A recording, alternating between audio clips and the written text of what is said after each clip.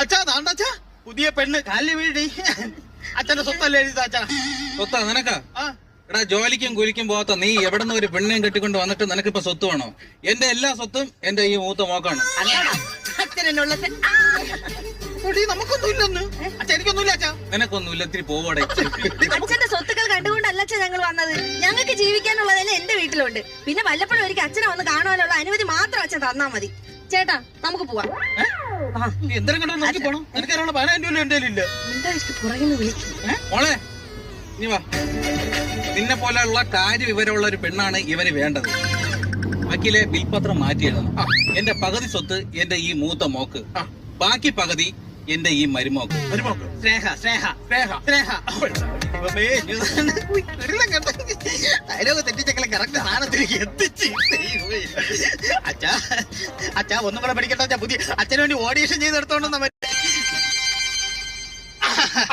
വിൽപത്രം ഞാനൊന്ന് വായിക്കാൻ പോയാലും ശ്രദ്ധിച്ചേട്ടോ. താമരാക്ഷൻ എന്ന ഞാൻ എന്റെ സ്വത്തിന്റെ പകുതി എന്റെ മൂത്ത മകളായ സാവിത്രിക്കും, ബാക്കി പകുതി എന്റെ രണ്ടാമത്തെ മകനായ സുരേഷിന്റെ ഭാര്യ സ്നേഹയ്ക്കും എഴുതി കൊടുത്തിരിക്കുന്നു എന്ന് താമരാക്ഷൻ ഒപ്പ്.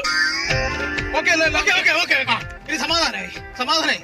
അച്ഛാ അച്ഛാ നേരത്തെ ഓർമ്മ മുമ്പ് വരാച്ചാ. ഓക്കെ എന്റെ ഒറ്റ ആക്രമണം കൊണ്ടാണ് സ്വത്ത് പകുതി അങ്ങോട്ട് എങ്ങനെയുണ്ട്? ഞാൻ വന്നപ്പോ ഇവിടെ ഭയങ്കര CBI അന്വേഷണമായിരുന്നല്ല. ഇനി ഞാൻ ഒരു സത്യം പറയട്ടെ.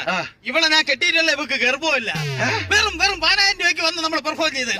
ബാക്കി സ്വത്തല്ല എനിക്ക്, ബാക്കി സ്വത്തല്ല. പറഞ്ഞില്ല ഊടായിപ്പിണ്ടെന്ന് അച്ഛനോട് പറയണം. അച്ഛനോട് പറയില്ലേ? അച്ഛനോട് പറയാം. വക്കീലേ അച്ഛനത് പറയാം. അതെ ഇനി പറഞ്ഞിട്ട് ഒരു കാര്യമില്ല.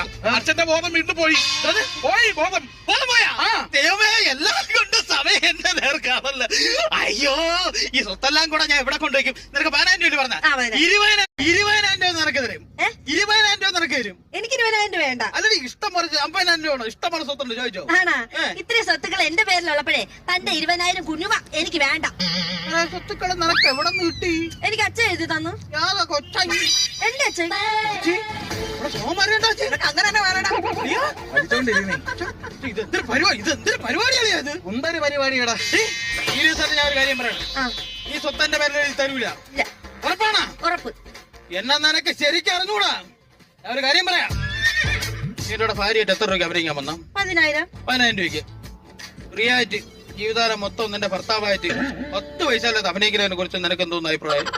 മര്യാദക്ക് നിന്നാ ജീവിച്ചു പോവാ. അങ്ങനെ അങ്ങ് നിക്ക അല്ലേ?